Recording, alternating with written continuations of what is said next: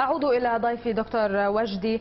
إذا ما تحدثنا قليلا عن التجربة الكوبية في القضاء على الأمية، يعني في وقت قصير حينها وما أطلق عليه عام التعليم، وعده كثير من الخبراء الدوليين ومنظمة اليونسكو بأنه معجزة الثورة الكوبية والإنجاز الأهم، واليوم تقترب نسبة من لا يعرفون القراءة والكتابة هناك من الصفر. سؤالي دكتور وجدي، هل نحن قادرون على تكرار هذه التجربة في الدول العربية التي نجحت فيها الثورات؟ نعم، نحن قادرون، وإن شاء الله إذا صدقت النية واتفقت الآراء كلها. وإذا يعني لم نتفق على هذا يبقى صدقيني مفيش أمل في أي تقدم جاي. إذا ضلينا الطريق مرة أخرى العالم العربي ده وقلنا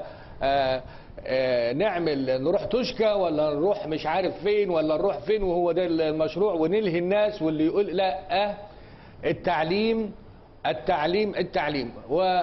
بس يمكن كان في تعليق لابد ان نعقب عليه الاخ اللي في اليمن اللي حضرتك استضفتيه، اللي بيقول انه عاوزين في الثوره عاوزين المتعلم والامي، احنا عاوزين المتعلم يقود الامي ومهمين جدا في المجتمع. لا انا بقى يمكن لابد ما تمرش الحلقه الا لما نصحح، لان انت لو ابقينا على الوضع ده ان المتعلم يقود الامي يبقى استغلال تاني وتكريس تاني للفرعنه والسلطه والاستبداد والفساد. احنا عاوزين الاثنين يبقوا متعلمين. الهدف الاصيل انه المتعلم يعلم اللي هو اللي عاوز يتعلم الامي، يبقوا الاثنين واحد. هل سيقود الامي المتعلم بطريقه انه يعلمه، يعني لا يتفرعن عليه كما ذكرت، يعلمه؟ يعني هل ترى انه الثوار على يقين باهميه التعليم وسيولون اهتماما كبيرا لهذا القطاع؟ بص حضرتك، يعني انا هكون صريح معاكي، لان برضو الاخ اللي في اليمن قال يعني ان شاء الله ناويين وستكون الاولويه والنهضه والحاجات. انا عاوز اقول لك ان هناك فرق اصيل بين التجربه العلميه والتجربه الانسانيه. التجربه العلميه مثلا لو قلنا عاوزين نخترع عربيه مثلا كحضاره، طيب هنعمل ايه حضرتك؟ هل هنبتدي نخترع العجله؟ لا، بنجيب اخر عربيه ونقارن العربيات الحديثه ونحاول نصنع عربيه خاصه بينا. خلاص. في التجربه الانسانيه بقى ما بيحدثش الكلام ده.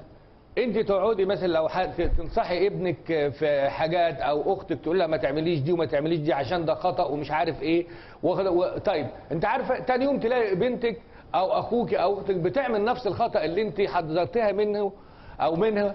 وهذه بقى ميزه التجربه الانسانيه. يعني انا مش عاوزين نحلم قوي بالتغيير الدراستيك ده اللي هو التغيير الحاد ده، لكن انا اقدر اقول ان تستطيعي تعملي تغيير ملموس في خلال 5 سنين. انت محتاجه العقل العام، لان مش بس لابد تخلقي قناعه عامه عند المجتمع اللي هو الهدف بتاع التغيير. نعم. قناعة عامة تستقر مع الناس كلها، تمشي في رجال الأعمال بدل ما يبقى همهم كله في قنوات خاصة ومسلسلات أونطة والكلام ده كله، لا يطلعوا مدارس ويطلعوا جامعات ويطلعوا نعم. أبحاث ويدخلوا في التنمية حقيقة. أنت عندك رجال أعمال أنت عارفة في تركيا أعظم الجامعات في تركيا هي التي صنعتها وأقامها وأسسها وساهم فيها رجال الأعمال، مش اللي حكومية. تمام حضرتك؟ نعم.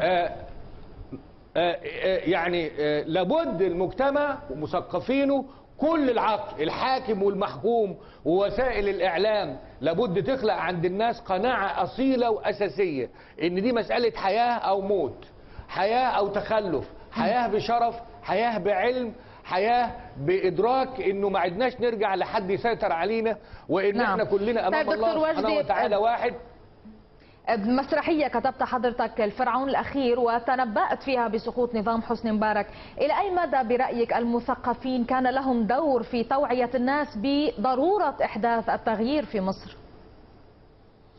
أنا هقول لحضرتك، رغم إن في ناس دلوقتي بتتخانق في مصر، وأنت قلت وما قلتش، وأنت مع وما أنتش مع، وأنت كنت مش عارف إيه، لكن عاوز أقول لك في أسماء كثيرة جدا وفنانين في مصر استطاعوا يساهموا في هذا التغيير. صحفيين، انا بس اخاف ان انا انسى اسماء، لكن عاوز اقول لك في ناس كتبوا وناس دفعوا الثمن. انت عندك ابراهيم عيسى، المقالات اللي كان بيكتبها. عندك قبل ابراهيم عيسى في مثقفين، مثلا جمال حماد قبل كل الناس دي اللي اتكلم على وكان ثوره لوحده. عندك شعراء، عندك في مش بس عبد الوهاب المسيري، عندي مش عارف اقول لك ايه اسماء حتى من الاعلاميين. في اعلاميين في مصر محترمين جدا، وائل ابراشي، مجدي الجلاد، اسماء ناجحه جدا ومحترمه جدا استطاعت انها تحارب الفساد ده كله. اللي انا لما قدمت الفرعون الاخير الحقيقه كانت مفاجاه. سنه 2001 كتبتها سنه 2001 لان كنت ملحق الثقافه المصري في امريكا، وكان كان وزير الاعلام ساعتها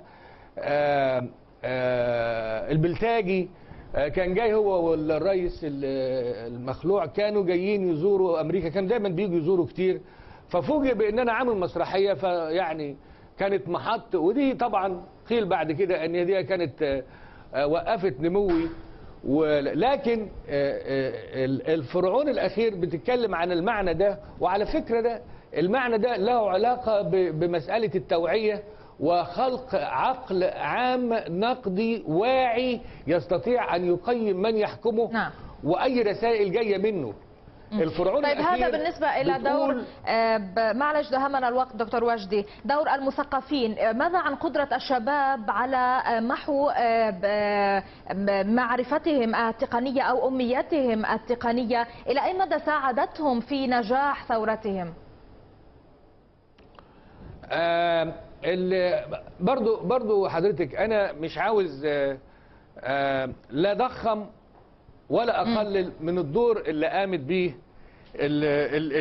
مسألة الوعي التقني، لكن هي بالفعل عملت عامل اللي هو بروفيشنال، يعني حاجة كانت الأداة الوحيدة، ولذلك هم منعوها. يعني أنت عارفة التقنية دي لغوها، وأصدر أمر طارق كامل والمجموعة دي عملوا المجموعة حكاية قفل القنوات دي، والشباب لاصوا في فترة، لكن كان لها تأثير فعلا وقربت الشباب من بعضها.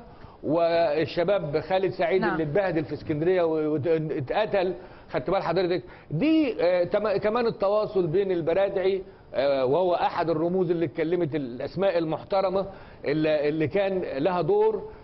فأنا حتى عاوز أقول الرسالة لكل المصريين المحترمين الشرفاء، كل الناس عارفة الصادق من اللي هو اللي منافق، فإنما التوعية. انتهى الوقت. اعذرني على المقاطعة. دكتور وجدي زايد، أستاذ كلية الآداب في جامعة القاهرة والمستشار الثقافي السابق لمصر في تركيا والولايات المتحدة، كنت معنا عبر الأقمار الصناعية من مصر. شكرا جزيلا على المشاركة، وأعذرني على المقاطعة، انتهى وقت الحلقة.